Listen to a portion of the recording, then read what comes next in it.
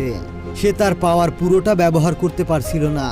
আর এরপর যখনই মিয়াও লিকে মেরে ফেলতে যাবে তখনই পিয়ার মাঝখানে চলে আসে আর সে এসে আক্রমণটা নিজের গায়ের মধ্যে নিয়ে নেয়।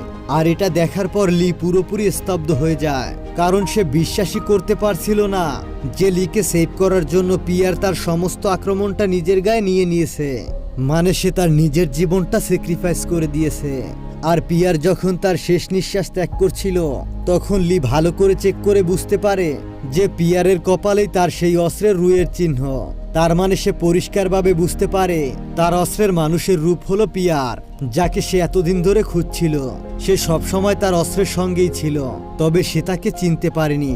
আসলে আগের জন্মে লিয়ের মৃত্যুর পরে চাও নামের সেই মেয়েটা অনেক বড় হয়ে গিয়েছিল, তবে যেহেতু সে পুরো জীবন পুজো করেই পার করে দিয়েছে এজন্য আকাশে আসার পরে রানী তার উপর খুব খুশি ছিল। এজন্য সে তাকে জিজ্ঞাসা করে পরের জন্মে তুমি কি হতে চাও, মানে সিদ্ধান্তটা তোমার উপর আমি ছেড়ে দিলাম। তখন চাও বলে তোমার যেটা ইচ্ছে তুমি সেটাই আমাকে বানিয়ে দাও, তবে আমি যেন সবসময় লিয়ের সঙ্গে থাকতে পারি। আসলে যেহেতু রানী আগে থেকেই লিকে দেবতা বানিয়েছিল তো এজন্য ফাইনালি সে চাওকে একটা শক্তিশালী অস্ত্র বানিয়ে দেয়, আর সেই অস্ত্রটা লি সবসময় ব্যবহার করত। আর এজন্য তারা দুজন একসাথে থাকতে পেরেছিল। আর তখনই মাটিতে পিয়ারের মৃত্যু হয়ে যায়। মৃত্যুর পরে সে সেই অস্ত্রটাতে কনভার্ট হয়ে যায়, যাতে করে লি এইটার সাহায্যে সেই শয়তানদের মোকাবিলা করে। আর লি অস্ত্রের সাহায্যে তাদের সাথে যুদ্ধ শুরু করে।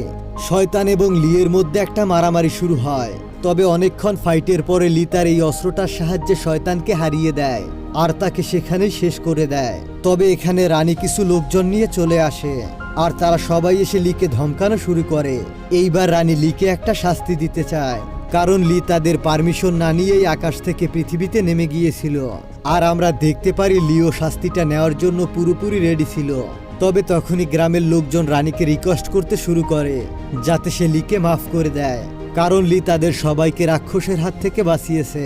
তো এজন্য গ্রামের মানুষের রিকোয়েস্টের ফলে সে লিকে মাফ করে দেয়। তবে যখন রানী মিয়াওকে শাস্তি দিতে যাবে তখন লি তার কাছে রিকোয়েস্ট করে তাকে মাফ করে দিতে, আর বলে তাকে আমাদের সাথে থাকার একটা সুযোগ দিন, যাতে করে সে তার ভুলগুলো বুঝতে পারে আর সে নিজেকে আবারও শুধরে নিতে পারে।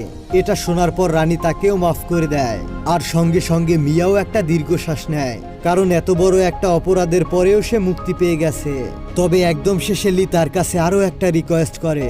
সে বলে আমি এখন আর আকাশে যেতে চাই না, আমি চাই এই গ্রামে আরো কিছুদিন বাস করতে, যাতে করে আমি চারপাশটা লক্ষ্য করে বুঝতে পারি যে এই গ্রামের মধ্যে আরো কোনো রাক্ষস আছে কিনা আর তারা তাদের উপর আক্রমণ করতে চায় কিনা।